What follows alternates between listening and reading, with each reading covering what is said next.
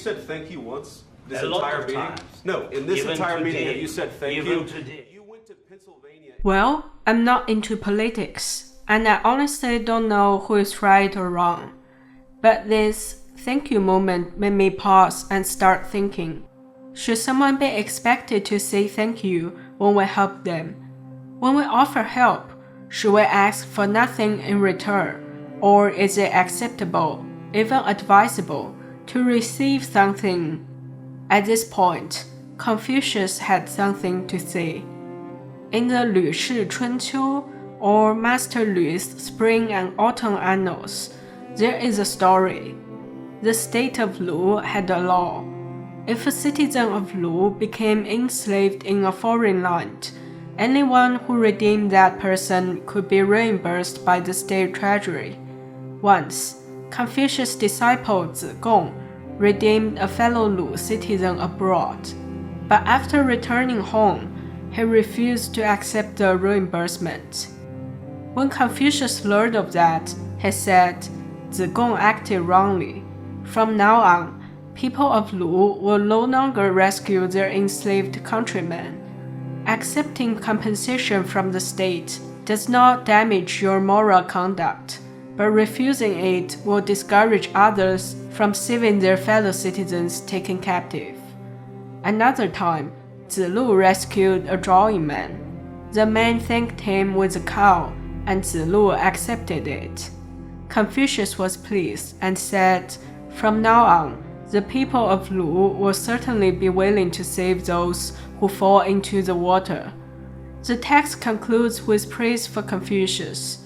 The master perceives the subtle and understands the far-reaching consequences. Confucius understands human nature in a profound way. Zigong used his own money to do a good deed, an act that should have been celebrated as a moral role model, praised and publicized. So why did Confucius criticize him? Zigong's mistake was that he elevated a moral standard that anyone could achieve to a level that most people could not reach. As a result, many were discouraged from redeeming their fellow citizens. Raising moral expectations too high, or treating personal morality as if it were a public duty, only produces one outcome. It makes morality seem intimidating, causing ordinary people to shrink from it. Not everyone can be Zigong. Many people are willing to redeem others simply because it costs them nothing and it's convenient to do so. Now, Zigong refused compensation for his good deed. Then, how many will still take on such burdensome, thankless tasks? Not everyone could afford the amount of the ransom. What could become worse is that those who paid the ransom upfront and asked for reimbursement might be accused of not being a qualified Lu citizen, even be accused of greed or seeking fame, as if their intentions were not pure. As a result, in the long run, fewer and fewer people can afford to do good as the cost of helping rises. Here I sense something unusual, something hidden in the story. Out of curiosity, I did some research and found that Zigong was quite famous for his business skills and was very wealthy for his time. In comparison, Zilu was born into poverty. As a young man, he had to work various labor jobs to support his family and often survived on wild herbs. Though before becoming a disciple of Confucius, he was already known for his kindness and bravery, but I doubt he had too much extra money or resources to support his heroic acts. Here is the updated version for our times. A billionaire could simply help someone with a tiny portion of their fortune, whereas a young graduate, burdened with student loans, would have to stretch their limited resources to do the same.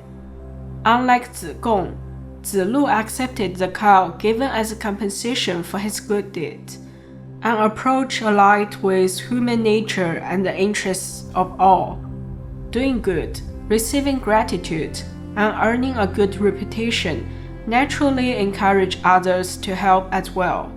After all, even moral action needs a material foundation in this world, and who doesn't appreciate timely positive feedback? Recognition or reward not only motivates us to do more good, but also makes us more capable of helping others. And in some cases, accepting or even asking for a modest return actually eases the psychological burden on those we help. It makes them feel fair and preserves their sense of dignity. This is a subtle, unpredictable side of human nature. Thus, we need to help others not only with kindness, but with wisdom. Taken together, this story of Confucius conveys an important moral lesson. While pursuing personal morality, we must also consider its social impact and whether it promotes a positive moral culture. Individual actions matter to society, so we should focus on their deeper consequences, not just appearances.